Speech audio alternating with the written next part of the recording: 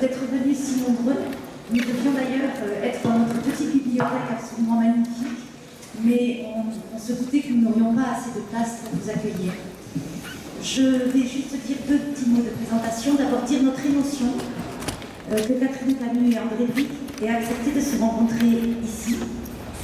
André Bricq pour toutes les raisons que vous imaginez, sa littérature nous a émerveillés, et Catherine Camus parce qu'elle est très rare, je crois, et il est très très rare qu'elle accepte de se donner en public.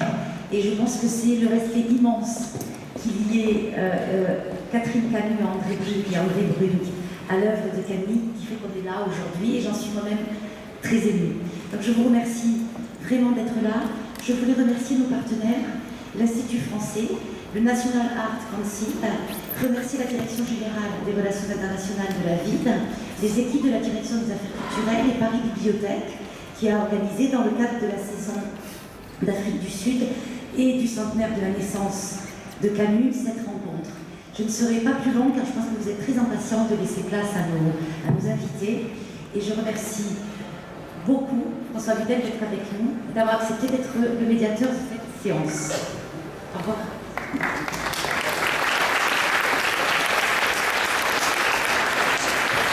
Merci beaucoup, bonsoir à tous. Je crois qu'il faut insister sur le caractère exceptionnel de ce qui se passe en ce moment, à plusieurs titres. D'abord, cette rencontre entre l'un des hommes que je considère comme l'un des plus grands écrivains contemporains, un immense romancier, André Bricq, et Catherine Camus, qui ne présente plus, pas. Très discrète, disiez-vous tout à l'heure, oui, trop discrète, on le trouve, qui publie un livre qui vient rompre un tout petit peu la discrétion. Mais on va s'adresser maintenant aux lecteurs et non plus aux électeurs, si vous le voulez bien, pour parler d'Albert Camus. Dire un mot également pour accueillir André Bricq. Mes bifurcations est un livre impossible à résumer, mais c'est votre autobiographie. Comme beaucoup de vos livres, elle est disponible aux éditions Actes Sud.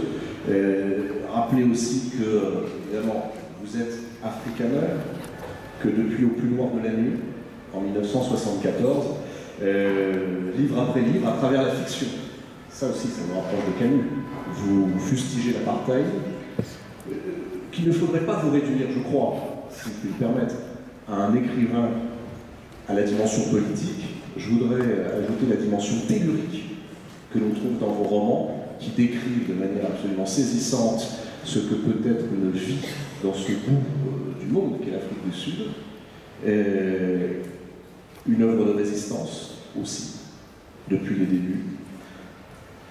Une saison blanche et sèche avait obtenu en France le prix féminin, je pense que c'était en 1980 ou 81, et vous avez fait vraiment découvrir dans ce pays que vous connaissez bien, puisque nous y reviendrons, André Bricq. Vous avez étudié entre 1959 et 1961 à la Sorbonne, que vous êtes revenu à la fin des années 60, étudier le français. On va beaucoup parler de Camus, Camus que vous avez traduit, et que vous avez, je crois, aussi monté, Les Justes, la pièce d'Albert Camus. Et puis, sans doute une autre anecdote que vous nous raconterez. Juste un mot, l'ambiance en ce moment est beaucoup à la morosité et au cynisme. Ceux qui regardent la grande librairie et qui lisent vraiment savent que tout ça est un discours qui n'a aucun sens. Et Camus est tout, sauf l'apôtre de la morosité, du cynisme et de la sinistrose. Donc, soyons légers et joyeux, même pour aborder les problèmes les plus terribles, comme Albert Camus les a abordés. On peut changer les choses avec la littérature, pardon d'être un peu long, mais c'est pour rendre hommage à André Bricq également.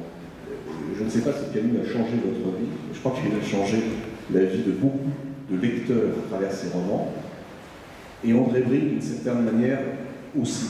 Je voudrais juste citer cette phrase qui est de Nelson Mandela, parlant de vous, André Bricq, et disant que vous, lui, avez changé sa vision du monde.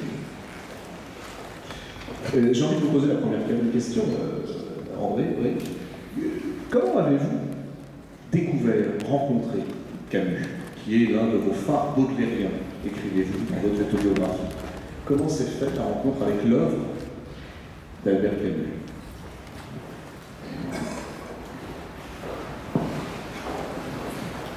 Pour moi, c'est tout commencé avec la lecture.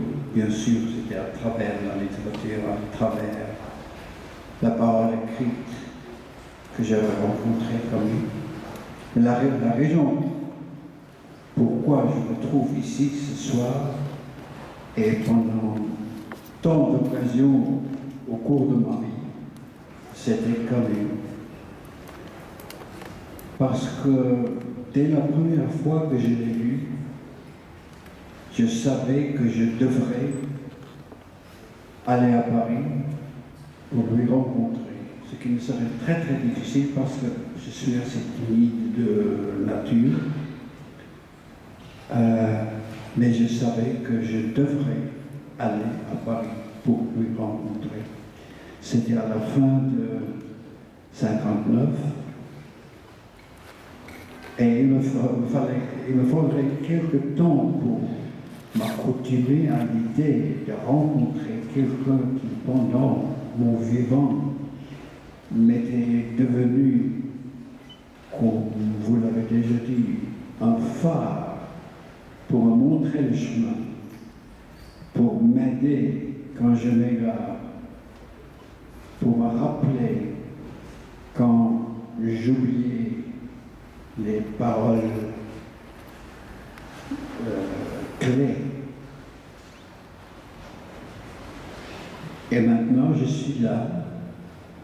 Mais bien sûr, le problème très grand, le problème insurmontable, pour moi, c'était que 3 mois après mon arrivée à Paris, cet accident terrible s'est passé, incroyable.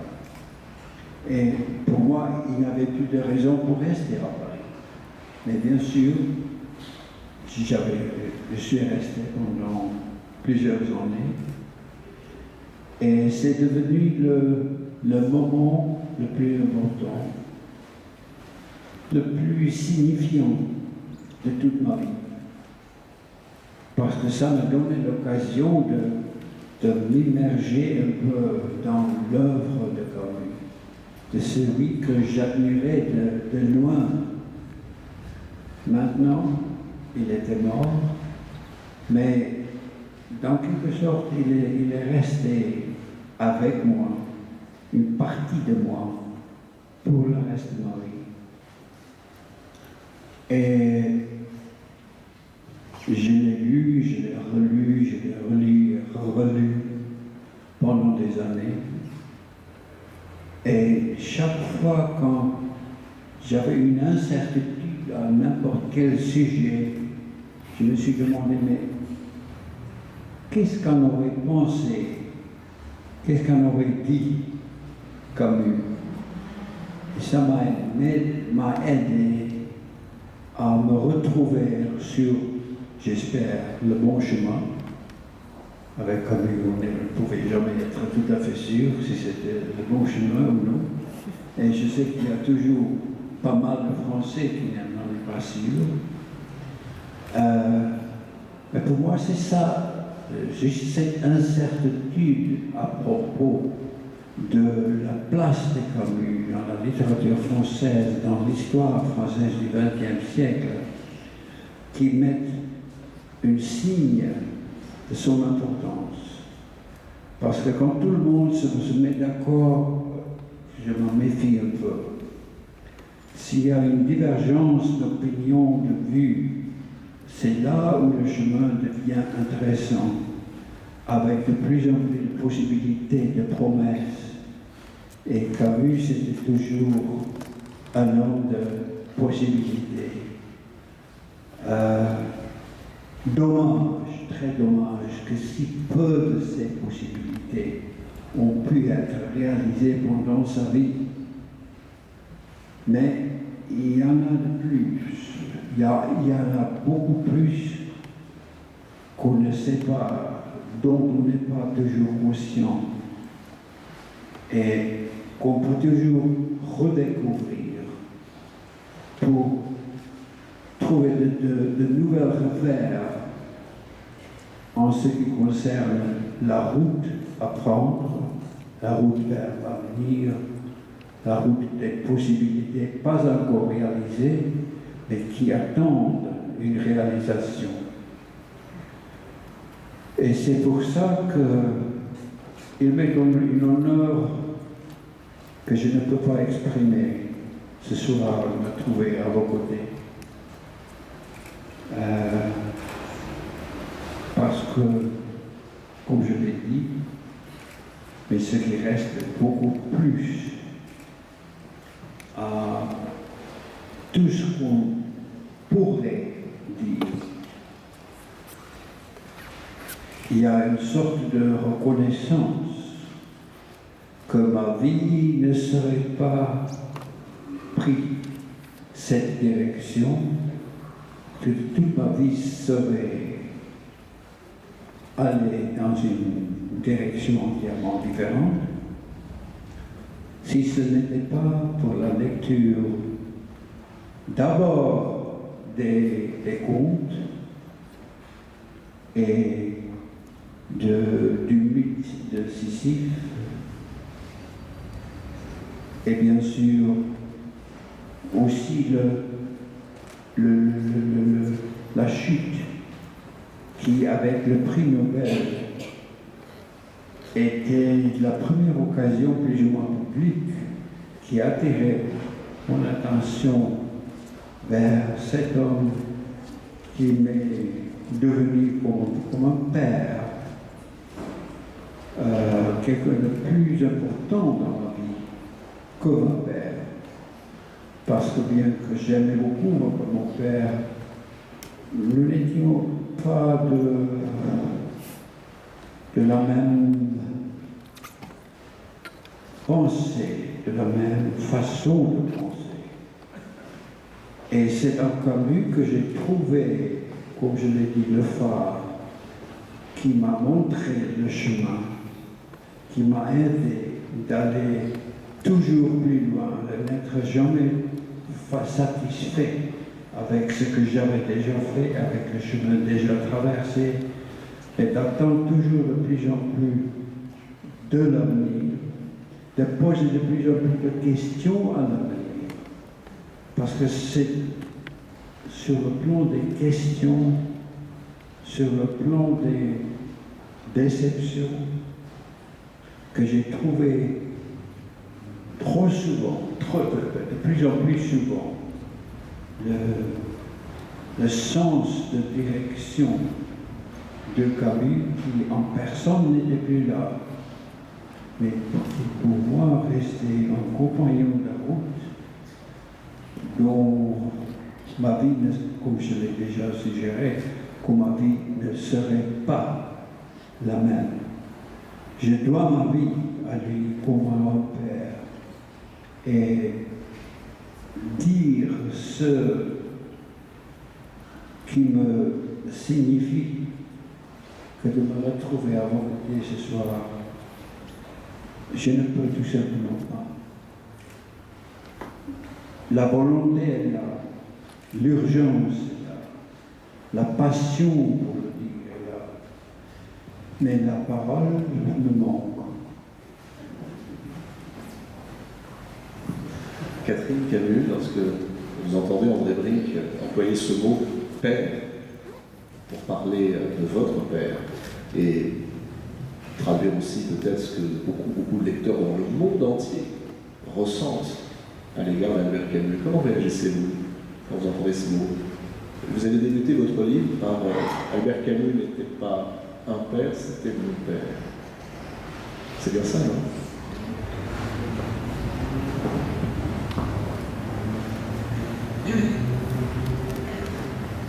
Excusez-moi, mais je ne peux pas parler en public si je ne vous ai pas d'abord dit bonsoir.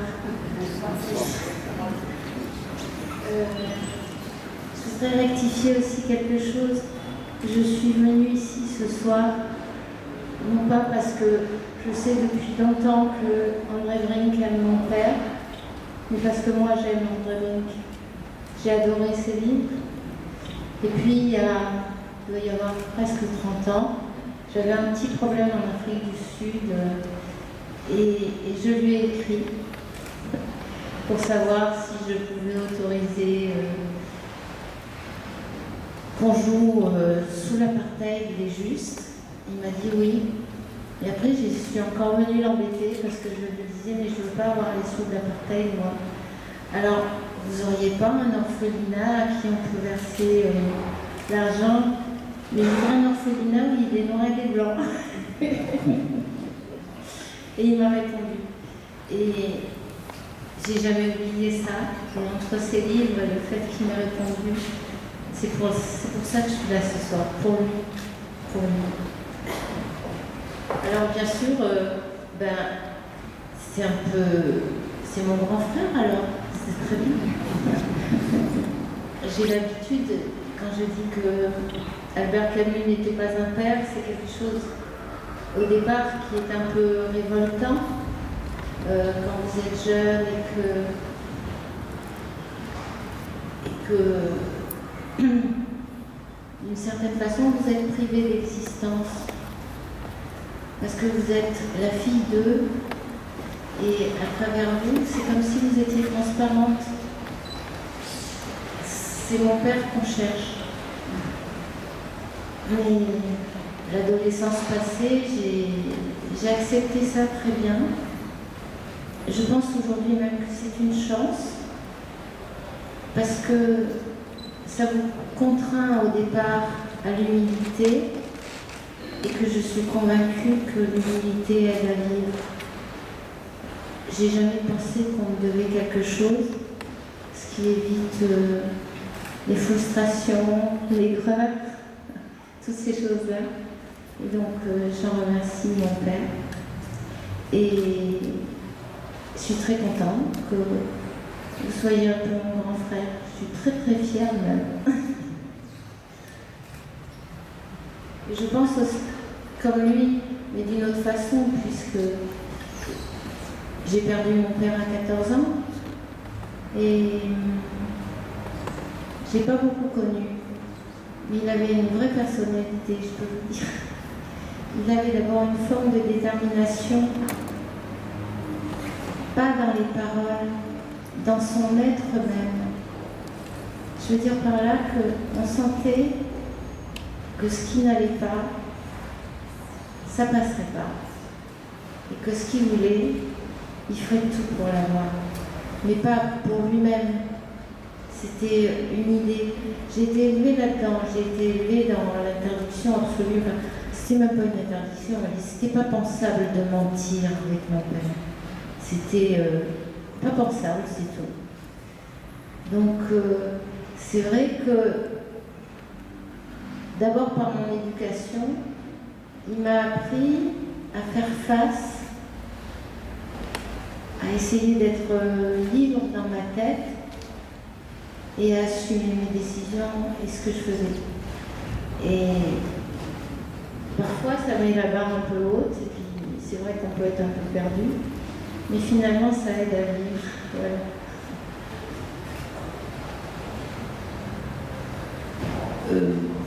Je me permets de vous poser la question, Catherine, parce que vous racontez l'anecdote dans votre livre. Vous évoquez ce père et les rapports que vous avez pu avoir avec lui. Est-ce que vous pouvez nous dire ce qu'il vous a répondu quand vous lui avez dit que vous vouliez faire votre première communion? Ses yeux sont un peu impressionnants et il m'a répondu très directement, tu m'emmerdes. Je suis désolée, mais je ne mens jamais. Et après, et quand même, comme toutes mes petites copines, elles faisaient leur première communion, je suis quand même restée vissée sur le parquet, il était en train de travailler à son bureau, et je dis, ouais, mais quand même, je voudrais faire ma première communion. Et il a levé la tête, il m'a regardé, il m'a dit, bon, alors, tu veux faire ta première communion parce que tu crois en Dieu, ou tu veux faire ta première communion pour avoir une belle robe et des cadeaux comme tes petites amies? Et j'ai dit, ben, plutôt pour la belle robe et des cadeaux, parce qu'on ne montait pas, on n'échappait pas. Et il m'a simplement dit, mais gentiment, hein, il m'a dit, tu trouves ça reluisant? Et alors je lui ai dit, bah non, et ça a été fini la communion, terminé. Et après tout, tant mieux.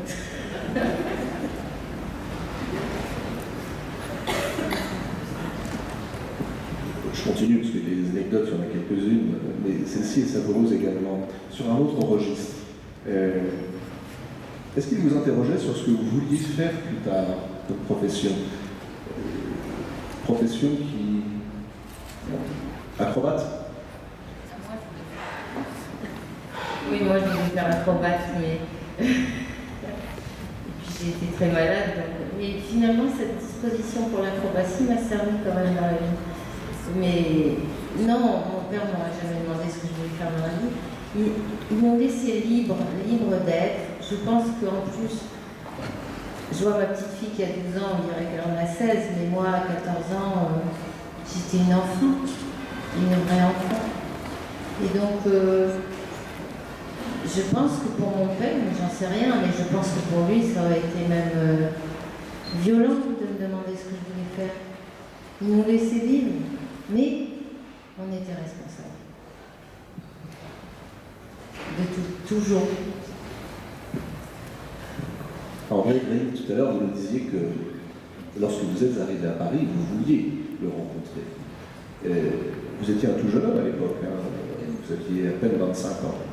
Que lui auriez-vous dit si vous aviez pu rencontrer Albert Camus? À quoi aurait ressemblé votre échange, selon vous? Est-ce que vous y avez pensé?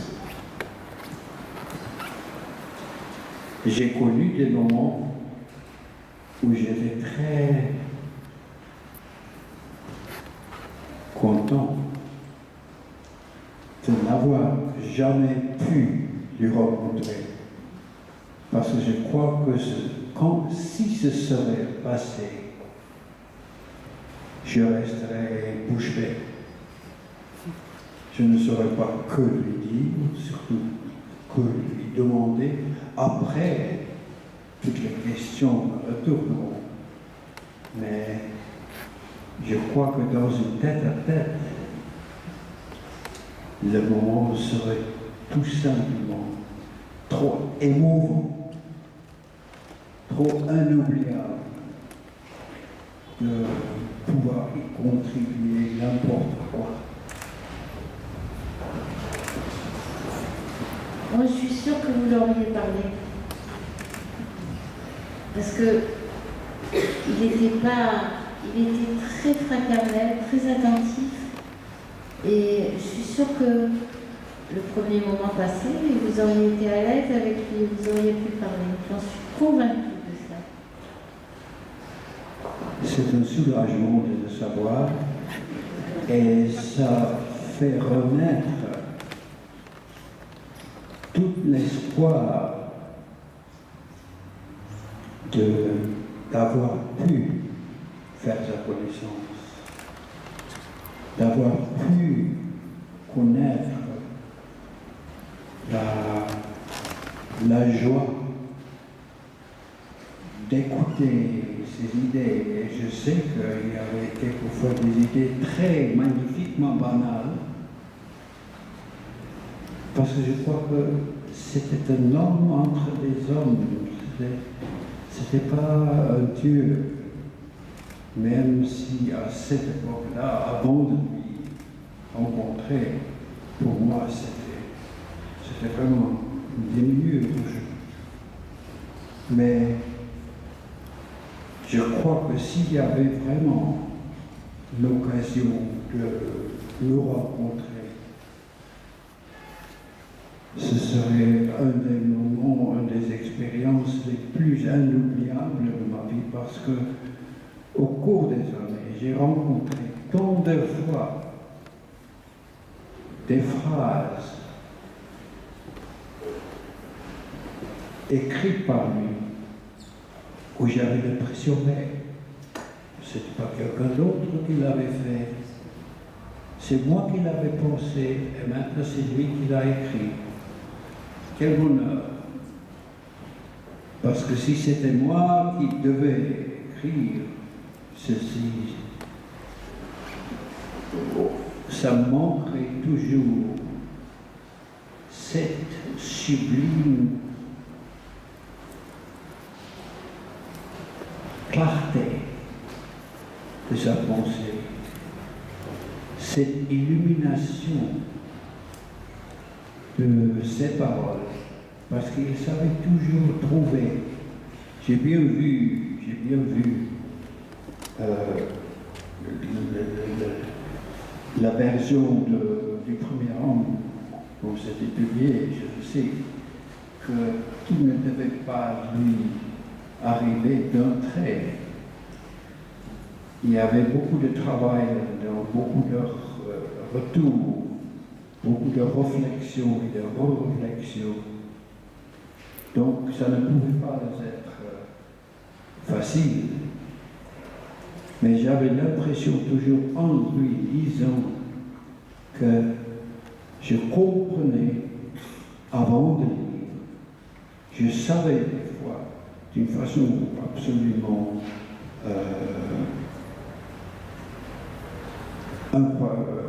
incroyable,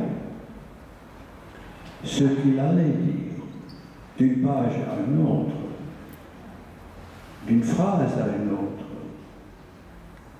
Donc je savais ce qui va suivre, ce qui devrait suivre, parce qu'il y avait une sorte d'inéluctabilité, une sorte de nécessité, comme il y avait toujours une sorte d'urgence dans la tranquillité de ces écrits. On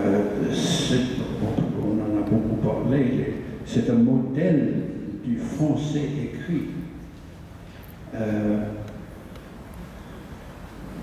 C'était une sorte de perfection verbale, bien que je savais, surtout à travers ces pièces de théâtre, que ça ne pouvait jamais être tellement facile qu'on en avait l'impression en lisant. Il devait y avoir des moments de presque désespoir, d'incertitude, où il cherchait, où il était tellement conscient de la nécessité d'articuler ses pensées. Et une sorte, comme je l'ai dit, une sorte de désespoir de temps en temps, en ne pouvant pas y arriver. Et à travers les pièces de théâtre, on a plus conscient. Pour moi, le théâtre a une façon de parler, de s'exprimer, qui est vraiment très différent des autres formes de la prose, de la narration. Et là-dedans, je me sentais toujours plus proche à lui, parce que je voyais les bagarres qu'il devait avoir avec les paroles, avec les pensées. C'est un sentiment que j'ai aussi eu chaque fois quand je relis Shakespeare. C'est un théâtre totalement différent. Et je crois que les problèmes devaient être très souvent pareils. Et que les solutions aussi. Pour moi, c'était l'exemple de l'homme écrivain qui avait tellement besoin de la parole, de s'exprimer, qu'il n'était pas entièrement homme, entièrement humain, quand il se trouvait privé de la possibilité de s'exprimer. Bien que j'ai une impression que maintenant, où il n'est plus là physiquement, il sait exactement ce qu'il faut dire et comment le dire. Effectivement, c'est la grande question qu'on aurait tellement tous aimé lui poser. Comment écrivez-vous pour arriver à la sublime clarté? Vous le dites, très belle expression, effectivement. La fiction en Emmerich est-elle un meilleur moyen d'exprimer une résistance que les essais, que les articles de journaux? L'une des caractéristiques principales de l'œuvre d'Albert Camus est que sa fiction a été d'une force universelle pour parler de problèmes locaux. La France, la guerre, l'Algérie, bien sûr, la torture. Est-ce que la fiction peut plus que les essais et que l'écriture directe journalistique? J'ai aucun doute là-dessus. Pour moi, la fiction, c'est dans le genre de la prose, dans la façon de s'exprimer à travers la prose, peut toujours aller plus loin et va plus loin.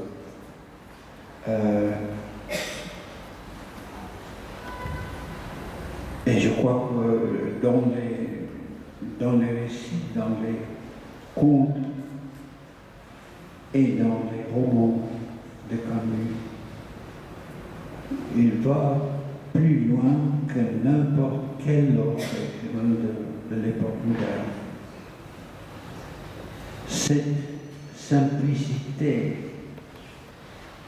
on a l'impression de simplicité, mais je crois que tout le monde qui connaît Camus et qui connaît les écrits de Camus savent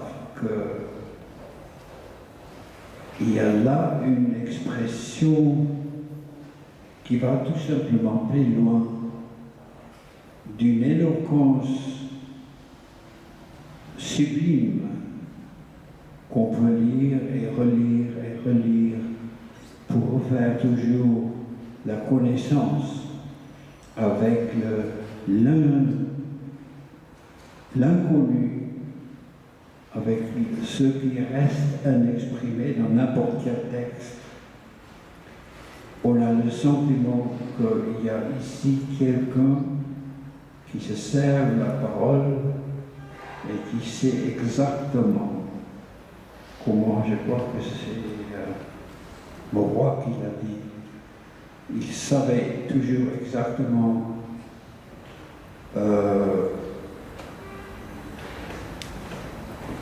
jusqu'où on peut aller trop loin. Catherine Camus rappelait tout à l'heure que vous aviez contribué à monter les Justes en Afrique du Sud. Pour quelle raison cette pièce, les Justes précisément, et dans quel contexte? Je voudrais que vous me racontiez, parce que c'était évidemment dans un contexte très différent de celui-ci. C'était l'Afrique du Sud de l'apartheid et à des moments extrêmement violents. Ça reste un mystère. Je crois que les autorités qui ont choisi la pièce n'avaient aucune idée de ce qui se passe là-dedans. Et aussi, on a changé, il y a pas mal de personnes dans l'audience même qui le savent. À l'époque, on m'a forcé de changer le titre. Je n'avais pas le droit de l'appeler les Justes, il fallait l'appeler les terroristes. Et je suis sûr maintenant que dans une certaine façon, ça aurait fait plaisir à Camus. Parce que bien sûr, à l'époque même où se déroule cette pièce, on avait l'impression d'avoir affaire au terrorisme. Et c'est justement parmi les choses qu'essayait de faire Camus, de démasquer le terrorisme, d'interroger le terrorisme pour arriver au bout de la pensée, des sentiments qui inspiraient chez ces gens-là du 1905 de cette bande de gens qui essayaient de résister le pouvoir d'État. Et je crois que lui, il savait Et il aurait pu l'appeler les terroristes, bien que certainement le niveau de la pensée, le niveau de la certitude était beaucoup plus haut que ne peut jamais le dire le mot terroriste. Il y aurait une ironie splendide là-dedans. Mais pour Camus, ça devait être les justes.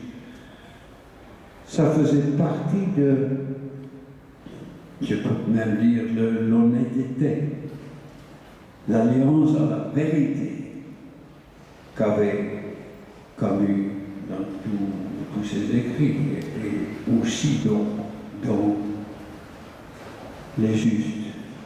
Parce qu'il y a une justesse qui dépasse de loin les notions de la justesse qu'on avait à Moscou en 1905, à Paris pendant le vivant de Camus et maintenant en Afrique du Sud.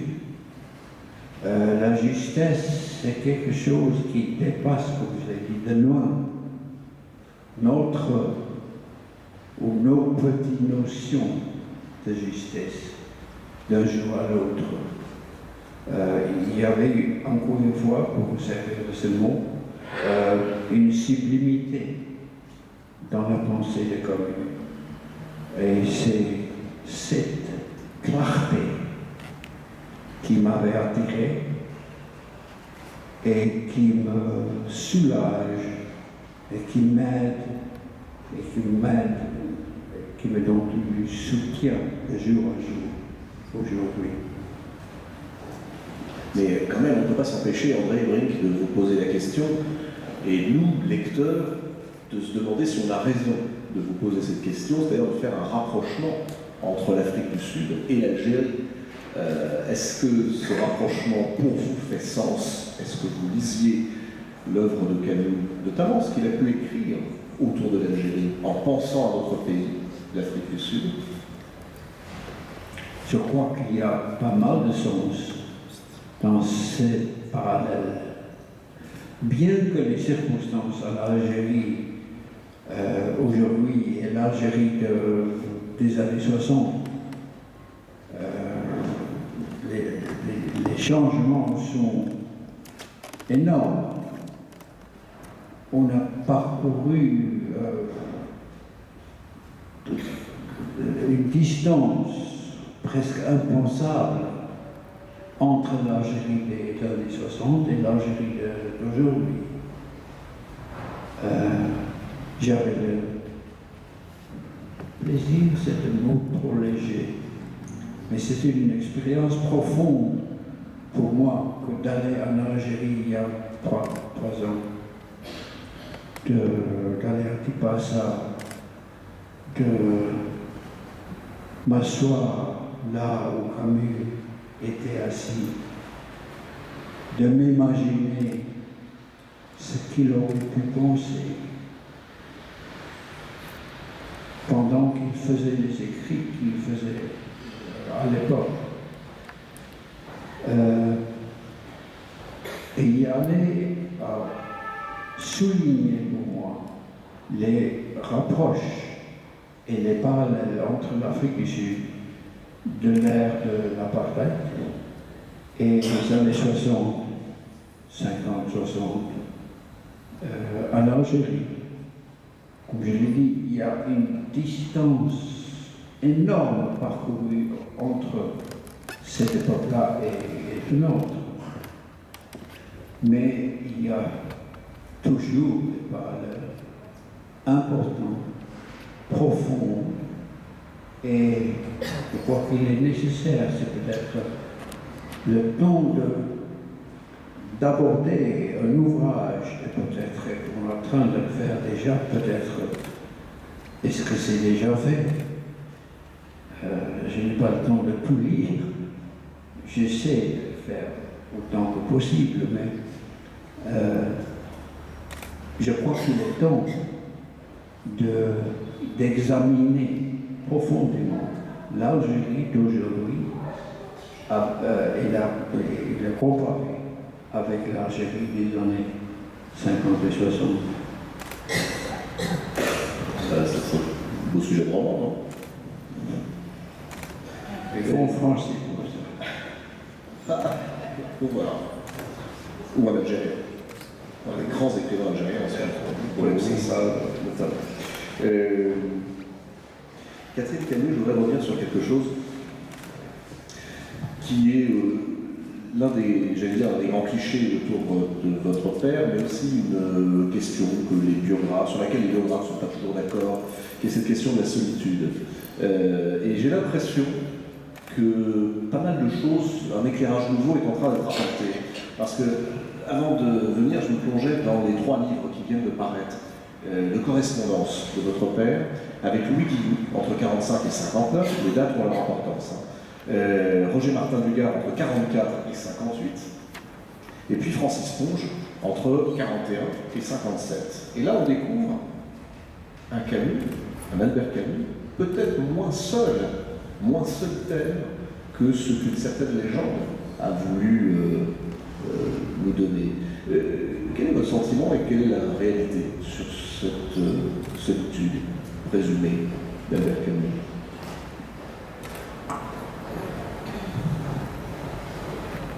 D'abord, je pense qu'on a tous une part de solitude irréductible en nous.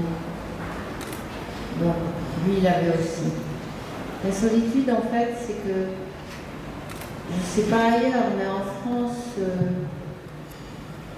il y a une telle importance donnée au paraître, et aujourd'hui plus que jamais, je trouve, que si vous n'aviez pas un parti, une école, une caste derrière vous, c'est comme à Milan, si vous n'êtes pas pour l'Inter et si vous n'êtes pas pour l'AC, vous avez tout le monde contre. Alors Camus, il disait qu'il était de gauche mais de l'ancienne, ou qu'il était de gauche malgré elle et malgré moi, disait-il. Donc les gens de droite le trouvaient. Et en France, c'est très très particulier, je trouve, cette espèce de clivage entre la droite et la gauche, cette habitude de mettre les gens dans des cases. Vous avez toujours une grille d'explication. Et si on peut vous mettre nulle part, ce qui est généralement le cas de papa, on plaisait à personne. De ce point de vue-là, on peut dire qu'il était seul. Mais je pense en même temps, et justement là-dedans, dans cette correspondance, on voit qu'il dit qu'il ne se sent pas seul, parce qu'il est avec beaucoup de gens qui n'ont pas la parole. Il sait pourquoi ce qu'il dit est mal reçu, mais il sait pourquoi il le dit. Il n'est pas tout seul, parce qu'il parle pour plein de gens qui ne peuvent pas parler. À partir de là, il n'est pas seul. Il le dit aussi dans le discours de Suède. Il dit qu'un artiste qui se sépare des autres n'est plus un artiste, il perd son art. Et donc, il est seul idéologiquement, ce qui, je pense que ça ne veut pas dire grand-chose, mais il n'est jamais seul. Et puis il a des amis. René Char, Louis Guillot, Martin Dugard, qui était plus une amitié presque paternelle avec Martin Dugard. Il a des amis, mais aussi beaucoup qui ne sont pas connus du tout. Et puis, il n'est pas seul parce qu'il est avec vraiment beaucoup d'autres gens. La preuve, c'est qu'aujourd'hui encore, et dans le monde entier, il n'est vraiment pas seul. Donc voilà, après, on est tous seuls quelque part. Je posais des questions parce qu'il y a dans ce livre que vous consacrez à votre père, cet épisode, vous avez 8 ans, et il vous dit un jour, je suis si seul. Et bien des années plus tard, vous découvrez ce qu'il a écrit dans un de ses carnets à cette date-là. Non, ça, c'est deux choses différentes. Alors dites-nous. C'est vrai que ça devait être à peu près à la sortie de l'homme révolté, mais dans les carnets, on voit que je suis en attente d'une catastrophe annoncée, dit-il. Donc à la sortie de l'homme révolté, ça a été, je pense que là, ça a été très très dur pour lui. Robert Gallimard me disait que c'était abominable, qu'il était très pâle. Et la société intellectuelle française étant tellement courageuse, il était assez seul effectivement dans les couloirs de chez Gallimard, parce qu'après avoir fait quelque chose d'aussi affreux que de dénoncer les camps de concentration en Union soviétique, les gens n'osaient pas lui serrer la main. Et Florence Malraux me disait l'autre jour que, parce qu'elle a travaillé avec papa, et elle me disait qu'elle se cachait pour aller boire un pot avec elle, pour pas que ses amis l'ennuient trop, pour aller boire un pot avec elle, parce qu'elle ne pouvait pas. Il fallait qu'elle le prenne en douce. Donc effectivement, là, ça a été un peu rude. Et moi, oui, c'était vraiment pas grave. Je suis rentrée au salon et je l'ai vu et il avait la tête baissée et quand je suis arrivée, je lui ai demandé s'il était triste. Et il m'a regardé, il était sur un petit fauteuil très bas. Pour ça, j'étais presque plus grande que lui. Et il m'a dit, je suis seule. Mais à l'âge que j'avais, je ne savais pas quoi répondre. Il y avait tout mon cœur qui disait qu'il n'était pas seul puisque j'étais avec lui. Mais je n'ai pas su le dire.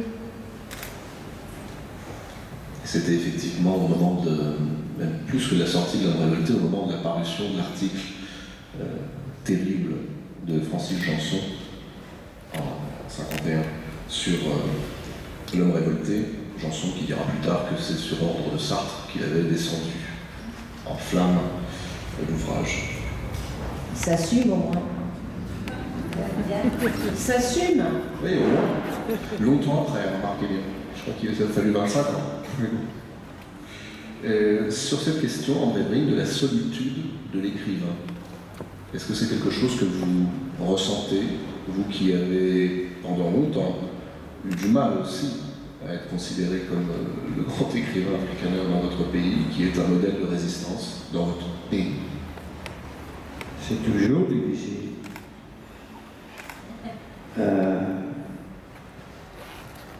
Peut-être pour la plupart des écrivains dans leur pays à eux, il y a une sorte de malentendu, une sorte de solitude plus ou moins absolue qu'on essaye de franchir, qu'on essaye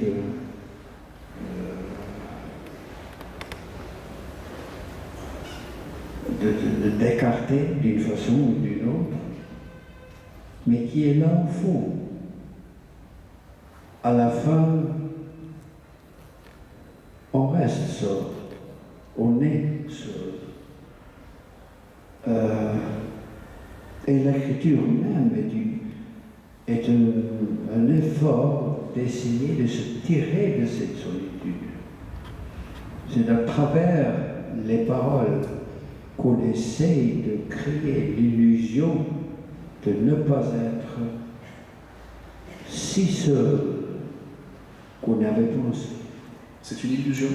Pardon? Est-ce que c'est une illusion? Je crois que oui. Sortir, c'est une illusion. Sortir de la solitude. La solitude à la fin est la vérité, la véritable vérité. À la fin de quoi? À la fin de tout.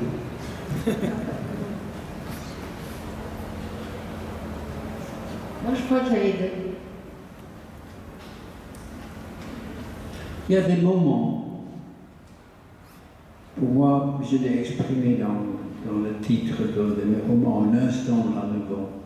Nous vivons d'un instant à l'autre, des instants où nous avons peut-être des illusions un peu plus parfaites qu'autrefois et autrement, mais qu'au fond, quand on arrive au moment où il n'y a personne pour prendre la main, pour prendre sa main,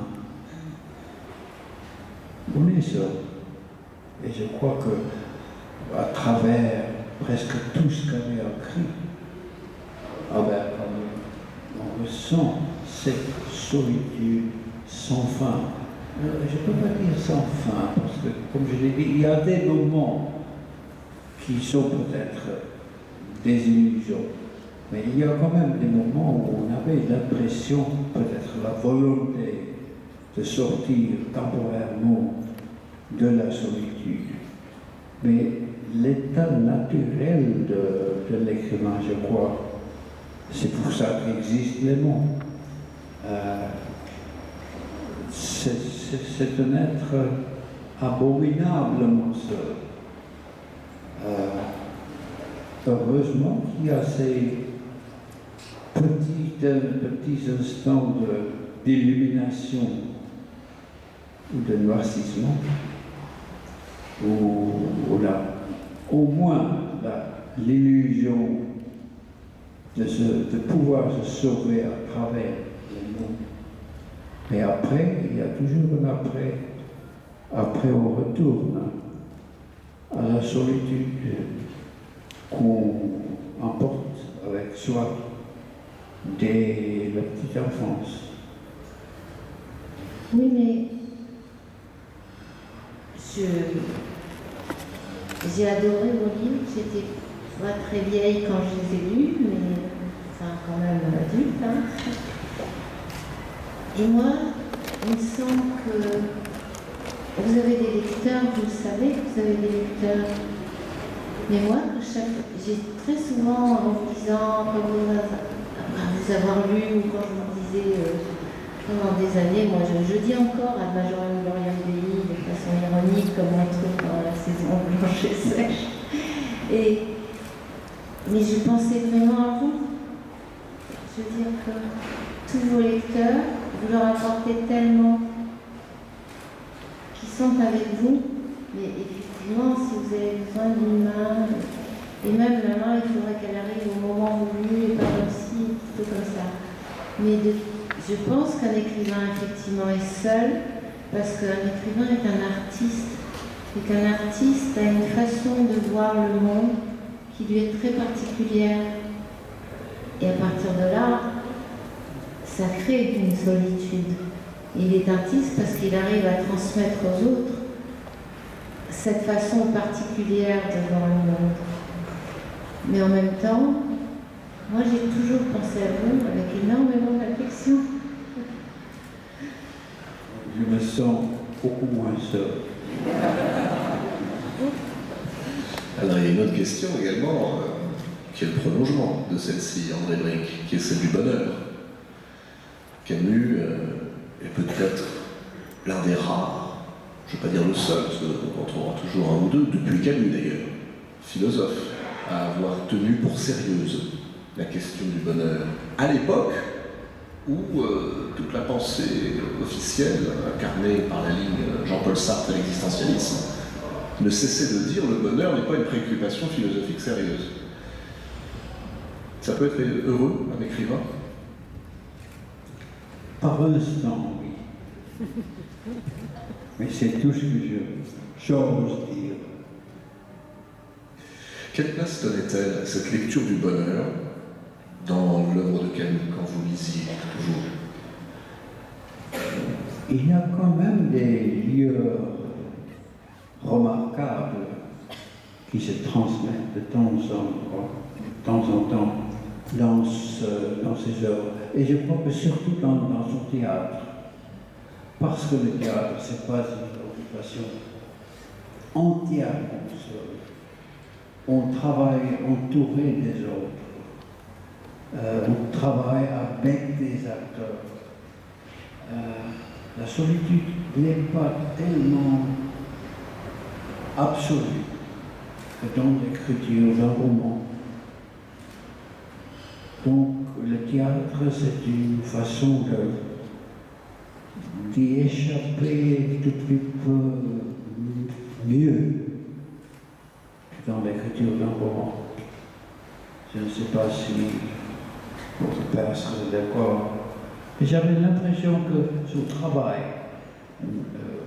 pas exactement son travail en écrivant une pièce de théâtre, mais en mettant en scène une pièce entourée des autres, cette collaboration, cet effort communal, je crois que ça rend entièrement différent l'écriture de roman et l'écriture d'une pièce de théâtre.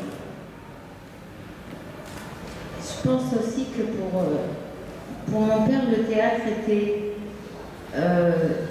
le corps était très important. À partir de là, je pense que même quand il écrivait pour le théâtre,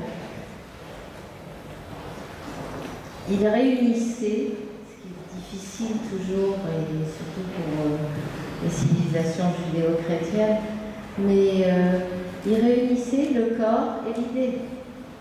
Et que, effectivement, en ce sens, il écrivait pour une troupe, pour d'autres gens qui l'imaginaient. Donc, effectivement, je suis d'accord avec vous, je pense que c'est une activité moins solitaire. Il y avait un peu plus d'espace pour les autres. L'espace qui peut être rompu par l'entrée d'autres êtres humains de temps en temps.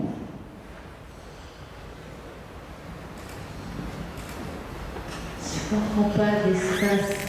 Quels êtres humains entrent, ils sont jeunes, hein? On est de plus en plus.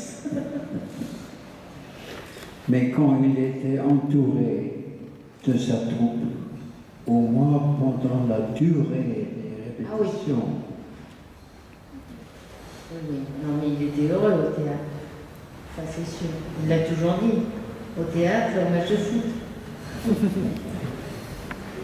Au théâtre, au match de foot, et quand ses amis venaient, Lourmarin était aussi un endroit qui était pour lui, vu de l'extérieur, et à travers les photos, vous nous montrez comme un sanctuaire, où on sentait qu'il se ressourçait, qu'il aimait profondément, avec cette vue sur la mer, derrière l'Algérie.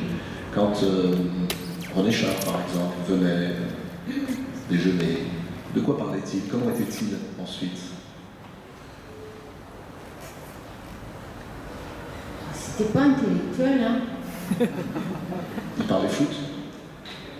Bah, Char, c'était pas un fanat de foot, mais non, il commençait d'abord par savoir ce qu'ils allaient manger. Papa, il adorait faire de la viande sur de la braise. C'est-à-dire, un écrivain, c'est quand même un être humain. Je sais pas, enfin, il y avait peu d'écrivains qui venaient à la maison, mais il y avait Guillou, il y avait Char, il y avait Brice Parrain. Enfin, de toute façon, je ne peux pas répondre à cette question parce que je ne savais pas que mon père était célèbre, ils nous ont toujours protégés. Et les seules personnes qui sont venues à la maison, ils étaient là en tant qu'amis et pas en tant qu'écrivains. Donc, par exemple, pour moi, Char, c'était le type qui avait des chewing-gums Hollywood dans la poche. Et c'était le seul moment où on pouvait manger des chewing-gums avec mon père, c'est quand Char nous les donnait. Et ça va pas plus loin, je suis désolée, je peux pas aborder. Bon, on n'est pas vu qu'il était anti-chewing-gum, votre père. Il trouvait ça vulgaire, il n'a pas tort. C'est vrai que à l'école, quand on vous demandait le métier de votre père, répondre écrivain, vous posez problème? Petite, oui. Quand vous êtes à la maternelle, au CP, tout ça, ça ressemble pas à un vrai métier. Non mais quand on est petit, qu'est-ce qu'il fait ton papa? Il écrit. Pour le coup, c'était pas reluisant. Hein. Donc ça me gênait beaucoup. Je comprends bien que quand il dit qu'il a eu honte de dire que sa mère faisait des ménages et qu'il a eu honte d'avoir honte. Moi, j'arrivais à m'extirper que papa il écrivait parce qu'on ne montait pas. Et puis j'avais honte et après j'avais honte d'avoir honte parce que je trouvais que mon papa il était super. Voilà. Est-ce que c'est un métier, André Brink, écrivain? Est-ce que c'est une vocation, une passion? Ou est-ce que c'est un métier comme tout autre métier? Oui, il y a un peu d'élitisme là-dedans, peut-être, si on le veut ou non. Mais ce n'est pas seulement une question de se sentir seul. On est seul, on est un peu laissé à l'écart par les autres, qui le trouvent. Or, quelques amis parmi les plus intimes, avec qui on peut partager des idées pour un nouveau roman, des reflets sur ce qu'on a fait, rarement, mais des reflets sur ce qu'on a envie de faire. On a toujours beaucoup plus envie de faire de nouveautés que ce qu'il a déjà écrit, ou bien par les autres, ou par soi-même. Mais au fond, il y a cette solitude. Est-ce que papa dit que les artistes ont toujours été considérés comme des piques-assiettes et des parasites? Parce que, en tout cas, en Europe, ou même pour l'Occident, la culture, c'est presque un luxe, mais parce qu'on pense que c'est une accumulation de savoir. La culture, pour moi, c'est tout à fait autre chose. C'est une ouverture aux autres. C'est pas. Il y a un tas de choses que je sais pas, mais j'essaie de connaître au moins les êtres. Quand on apprend une langue, on pénètre dans une civilisation, Il y a de grosses différences, même entre un italien et un français, ou un anglais et un français. Et ça aussi fait partie de la culture. Mais à partir du moment où, comme vous le dites, la culture serait réservée à une élite, ce que je ne crois pas, eh bien, l'écrivain est un parasite. Voilà. Vous ne croyez pas? À certains points, oui. Vous n'êtes pas indispensable. Non, malheureusement. Ça, c'est une chose qu'on apprend très, très tôt. Et moi, je ne suis pas d'accord, je pense que c'est indispensable, que c'est l'oxygène des autres. Ben,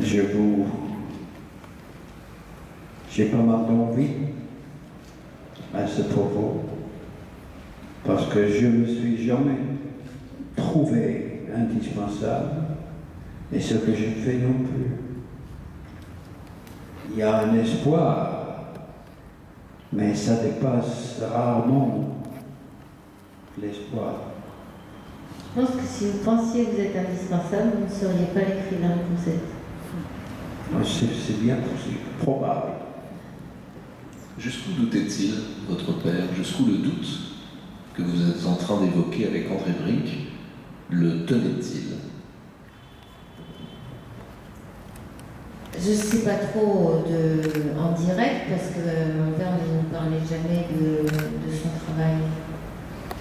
Mais je pense que, par les correspondances, par un tas de choses sur lesquelles j'ai été amenée à travailler, je pense que le doute, il allait très très loin, et qu'il pensait, quand il avait écrit La Chute, il pensait qu'il ne pourrait plus jamais écrire. Moi, j'aime beaucoup La Chute, mais au moment où il a publié La Chute, il pensait qu'il n'arrivait plus à écrire. Le doute était écrasant. Ceci dit, je crois que je tiens de lui. Je pense que le doute est fatigant, mais que la certitude est dangereuse. Et que le doute, ça vous met en mouvement et c'est quand même plus vivant que la certitude. Et je pense qu'il pensait ça aussi.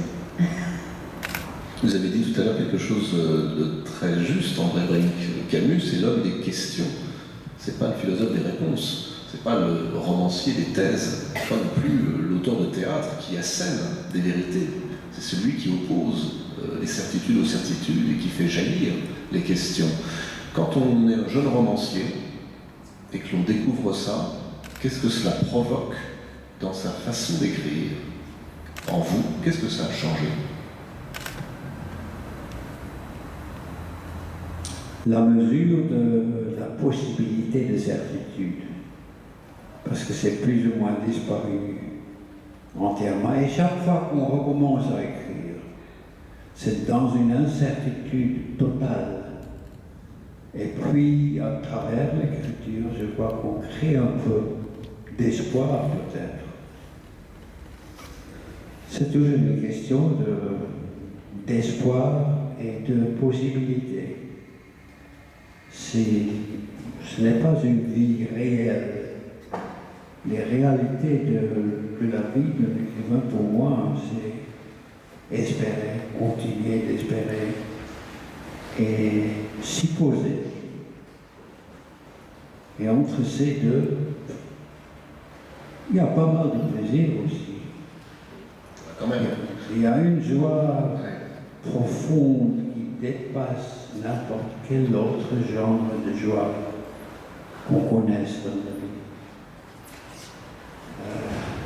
Une sorte de plénitude. C'est jamais certitude, mais de plénitude et de possibilités remarquables. Même quand on sait que ces possibilités ne seront pas remplies, ou il n'y a pas de réponse à ceci. Ça reste dans la région de l'espoir.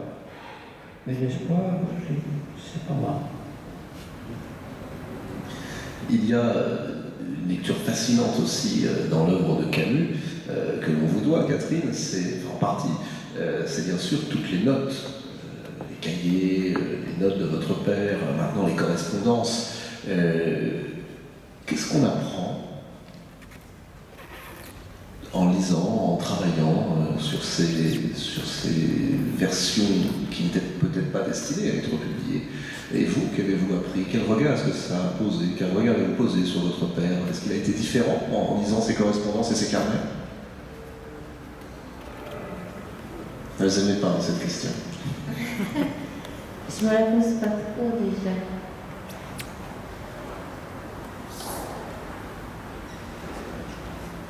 Non, parce il me semble, parce que la difficulté, c'est de... Je ne pourrais jamais être sûre que l'image que j'ai de mon père est vraiment l'image que j'ai eue. Parce qu'on en renvoie tellement. Et c'est très difficile d'essayer de garder son papa dans son jardin. Et donc... mais il était vraiment cohérent. Je veux dire que l'homme que j'ai connu ressemble à son œuvre et que son œuvre lui ressemble. Et que simplement, ce qui nous surprend, il y a deux choses qui me surprennent. C'est sa capacité de travail. Et quand je trouve que j'ai trop de travail, je me dis, bon, attends. Des fois, quand même, j'engueule mon père aussi. Tu viens de m'aider parce que là, je suis dépassée. Il vient, ouais, il vient. Enfin, il vient pas, mais il m'aide, vraiment. Et sa capacité de travail, et surtout, cette espèce de clairvoyance qui fait qu'aujourd'hui, lorsque je travaille, parce que je travaille par morceaux sur l'œuvre de mon père, le soir, je ne vais pas lire du Camus, parce qu'à ce moment-là, je frise l'indigestion. Mais par morceaux, et tout à coup, il y a quelque chose qui s'applique à aujourd'hui d'une façon... ça me stupéfie chaque fois. Parce que... Alors, est-ce qu'il l'avait prévu? Ou est-ce qu'il a eu d'instinct un refus certaines choses. Par exemple, sur la publicité, il détestait la publicité. Mais je pense qu'aujourd'hui, on pense et on nous fait penser sous forme de slogan. Et je me souviens de ce que mon père disait de la publicité. Et aujourd'hui, c'est devenu quelque chose dont on ne se rend même plus compte. Mais on peut même pas on peut plus parler d'imprégnation subliminale, c'est carrément en pleine figure, et puis ça marche. Et donc, il a écrit sur toutes ces choses, sur la technologie qui devient folle, sur l'abstraction, sur les sociétés qui finalement ne vivent que par des signes. Sur l'abstraction, aujourd'hui, quand on voit dans quoi on vit, qu'il y a un ordinateur entre chaque être humain, que l'imagination charnelle, on n'en a plus pratiquement, c'est très difficile. On vous donne un nombre de morts qui efface à la limite ce que ça veut dire pour chaque famille de la personne qui est morte, qui efface les souffrances, qui efface... Voilà, il y en a eu tant. Et tout est par chiffre, tout est par signe, et il n'y a plus... On se désincarne. Et ça, dans Camus, on le trouve partout, et partout, il s'élève contre ça. Et ça, oui, ça m'épate quand même.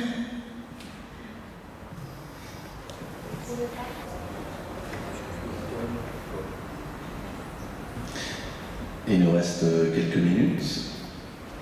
Y a-t-il des questions dans la salle pour André Brink ou Catherine Camus? Le micro est à votre disposition si vous souhaitez poser des questions, profitez-en. Je sais que la première est toujours un peu difficile, mais...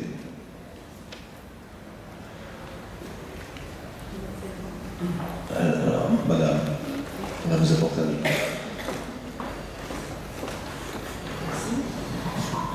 Je ne veux pas poser de questions intellectuelles, je n'en ai pas le niveau ni la culture, mais je voudrais remercier M. André Brink pour sa maîtrise exceptionnelle de la langue française. C'est tout à fait émouvant de voir qu'il honore son père intellectuel de cette façon. Je voudrais donc lui dire merci. Également merci à Mme Catherine Camus d'être venue de Lourmarin. Et les adorateurs de Camus, on peut dire, regrettent quand même qu'il n'ait pas déménagé au Panthéon au mois de janvier. Parce que c'est quand même une obligation internationale pour cette lumière intellectuelle quand même de pouvoir être atteint par tout le monde.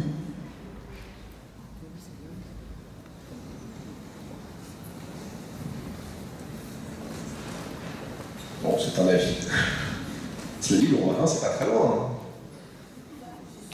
Voilà. C'est joli aussi.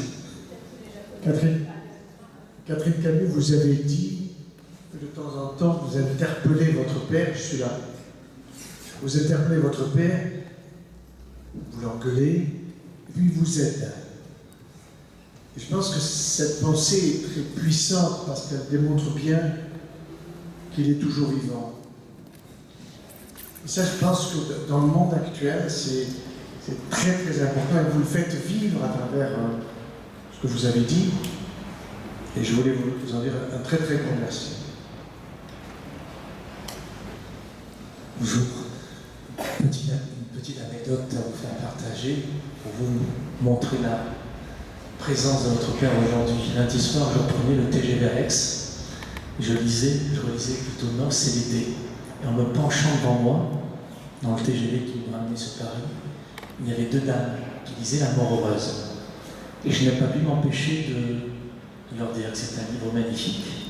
Nous avons à peine commencé à échanger quelques mots.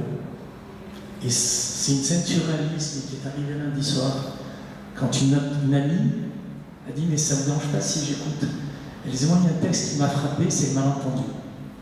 Il se trouve que j'ai été voir les petites compagnies, j'en ai parlé à Joyeux, qui jouent le malentendu actuellement, pour ceux qui veulent le voir, au Théâtre Auguste. Et j'ai dit à cette dame-là, ben justement, elle joue sur Paris. Et je ne vous mens pas, pendant une demi-heure, vous voyez un wagon de TGV, La discussion avec ces deux dames, moi-même, cette année a commencé, et des gens se sont levés la tête, ont écouté, ont émis des avis. Et je savais que j'allais venir à cette rencontre-là. Et je trouvais extraordinaire que derrière cette rencontre, derrière les lambris, derrière ce magnifique endroit, un peu comme ça, dans un cadre un peu plus informel, il y a eu pendant un petit moment une sorte de fraternité, de plaisir partagé, de gens lambda. Voilà. Et je me dis, après cette demi-heure, ça dure une demi-heure, 3 quarts d'heure, mais vous voyez presque un tiers de wagon qui écoute, qui discute, Et là, j'ai dit, il est vraiment parmi nous. Voilà, je voulais vous faire partager ce petit moment de plaisir. Et voilà. Merci. Mais voyez-vous, il n'y a pas de gens lambda. Il n'y en a pas. Chaque être humain est unique et a sa propre valeur. Et ça, mon père me l'a bien appris. Et dans le wagon, comme madame qui dit « je suis pas assez intellectuelle et j'ai pas assez de culture », pourquoi vous dites ça? Au départ, on ressent les choses. Voilà. Mais il n'y a pas de gens lambda. Je suis très contente que vous ayez parlé de ça dans le TGV. Ouais, j'espère que ça ne va pas m'arriver en retour parce que je suis un peu embêtée. Si vous êtes sur Paris, allez voir le Malentendu. Il joue dans un petit théâtre très auguste. Je ne peux pas. Dommage. Je ne peux pas, je suis là ce soir, je pars demain matin. J'ai plein de trucs. J'ai 5 semaines sans week-end. Voilà. J'ai une occupation un peu monomaniaque.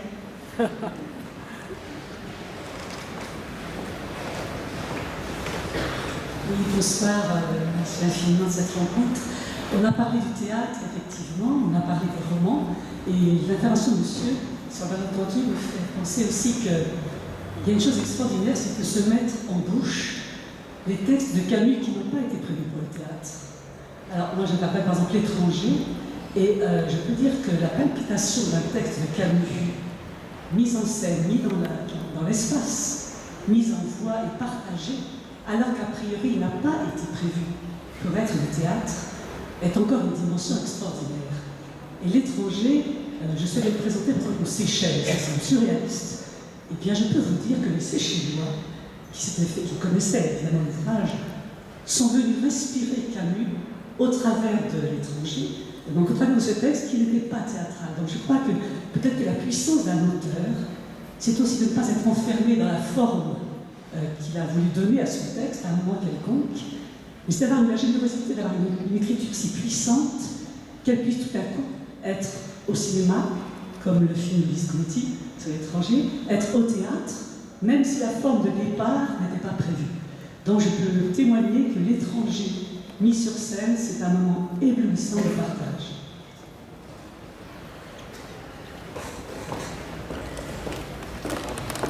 Merci. Bonsoir.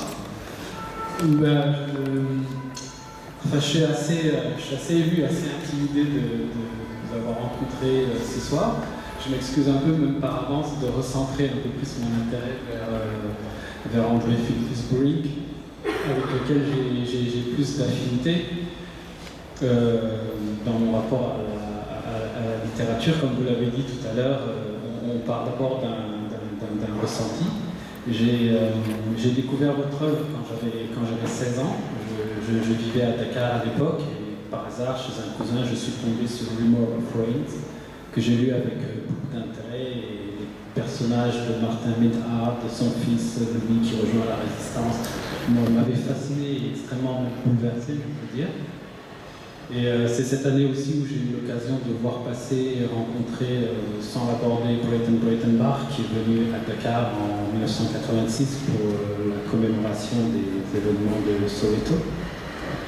Et à la même occasion, l'année d'après, vous êtes venu aussi à Dakar. Vous êtes venu à Dakar en 1987 avec un groupe de libéraux qui rencontrait l'opposition en exil.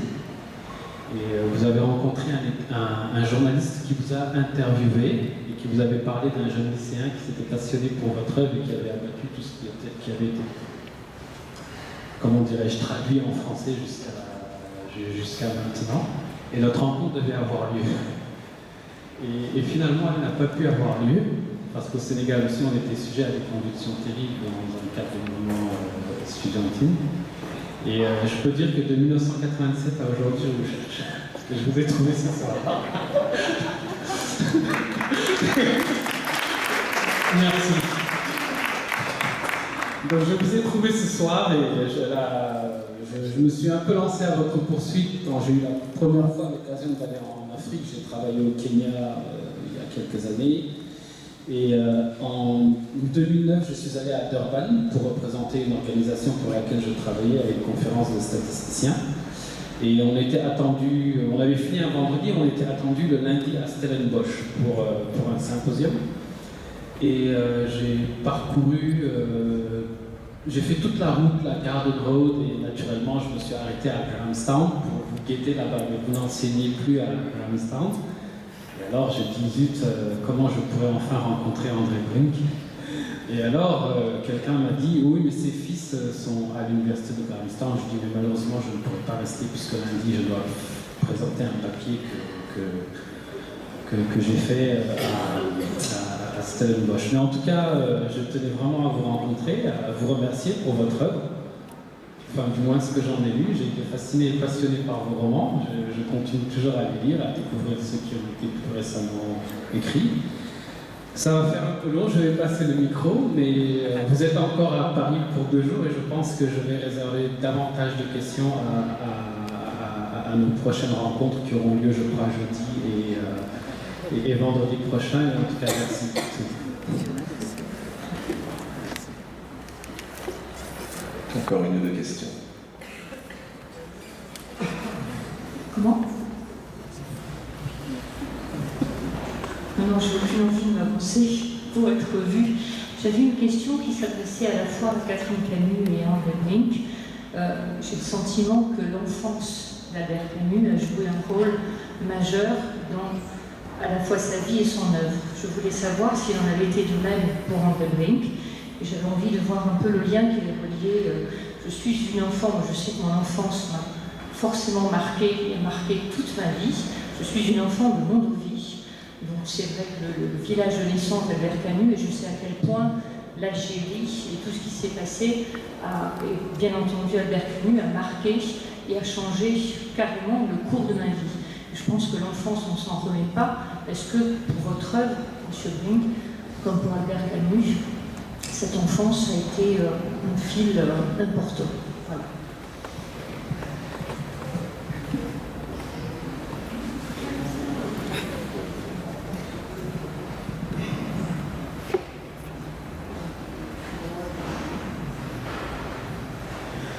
Je crois qu'inévitablement, ça doit rester une influence, une source d'histoire, de mémoire, de début. Donc, on peut toujours retourner à l'enfance pour y retrouver des redécouvertes du passé, d'autres possibilités non réalisées de l'actualité ou dans l'actualité.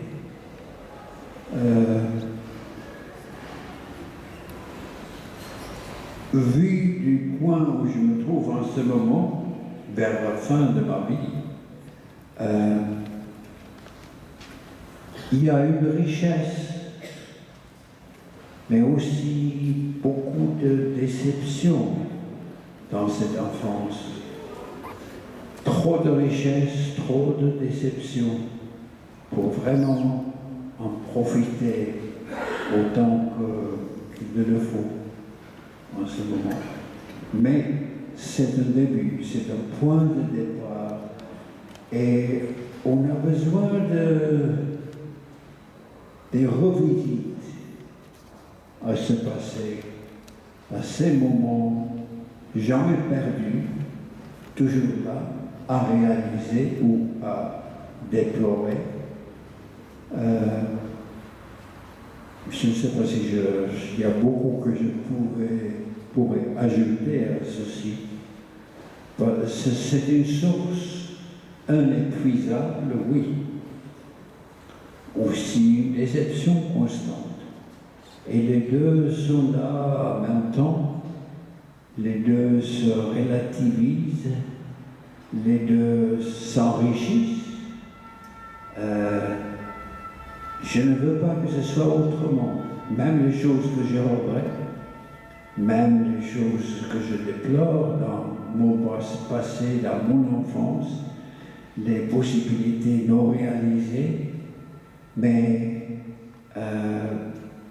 peut-être est-il une partie de la richesse qui a des promesses qui n'étaient jamais remplies, des possibilités qui n'étaient jamais réalisées.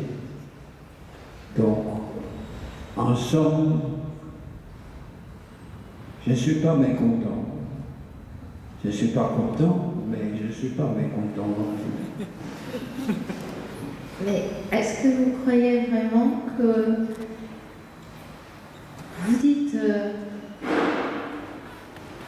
les espoirs et les déceptions, etc. Mais moi, il me semble que dans l'enfance, il y a une espèce de part animale et instinctive, et dès le départ, et qu'un enfant accumule énormément de choses dont il n'a pas les concepts pour les comprendre, ou même les perpétuer, ou même s'en souvenir. Je pense qu'il y a une part totalement animale dans l'enfance qui reste en nous, mais qu'il est très très difficile de démêler, non? Ah oui, je suis entièrement d'accord. Il reste la volonté de pouvoir retourner à ses sources. Mais en même temps, on se rend compte du fait que les possibilités de retour sont de plus en plus bloquées. Moi, je sais pas, parce que j'aimerais pas y retourner. Enfin, j'étais contente, mais tout me plaît. Même d'avoir 68 ans. C'est un peu embêtant parce qu'on arrive partout et qu'on n'est plus aussi énergique. Mais en même temps, on est plus relax. Hein. Ah ouais, soyez tranquille. Je suis vraiment sorti de l'enfance, donc je suis protégé. On s'en fout des rides à partir de cette âge. Ça soulage. Allez, une dernière question, madame. Ah non, je voyais une main se lever.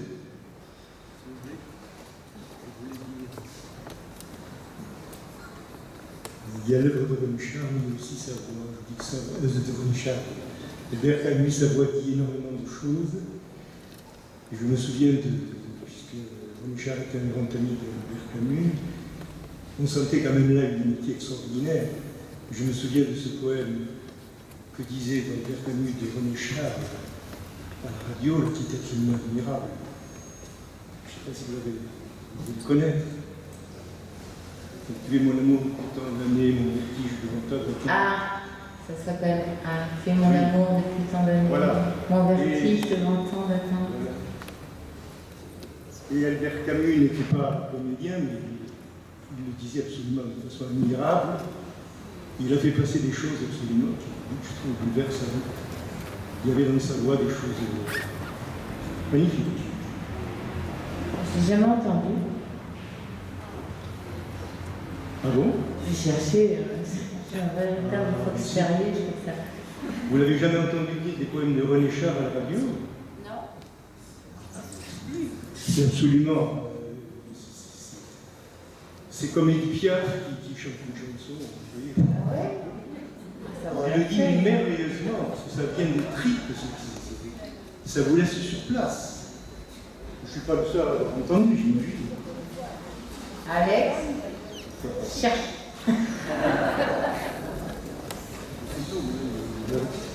Merci. Bien, bah, écoutez. Juste un mot. Catherine, vous appelez Catherine comme votre grand-mère. Je pense que ça vous fait un immense plaisir et ça montre à quel point votre père aimait sa mère. Le fait de vous avoir appelé comme sa mère à lui-même. Vous appelez Catherine? Oui. Et votre grand-mère aussi? Oui, mon arrière-grand-mère aussi. Ah oui. Donc c'est une filiation. C'est un dada. Mais ma grand-mère, la mère de mon père, se suffit à elle-même. Je suis très fière de porter son nom. C'est une des femmes que j'admire le plus au monde. Bien, alors on arrive au terme de cette rencontre. Merci à vous tous d'y avoir participé. Surtout d'avoir montré que, après tout, il y a beaucoup d'échanges et qu'il suffit effectivement de lire pour ressentir. On n'a pas besoin d'être dans les hautes sphères intellectuelles et d'avoir peut-être montré à André Brink, qui semble parfois en douter, que si l'écrivain n'est pas indispensable, bon, bien sûr, on peut vivre dans un monde sans écrivain, comme on peut vivre, j'imagine, dans un monde sans musique, ou sans poésie, ou sans littérature, mais moins bien. Très mal. Merci beaucoup, Par contre, Catherine. c'est clair, quand même. Merci Catherine Camille, merci à vous.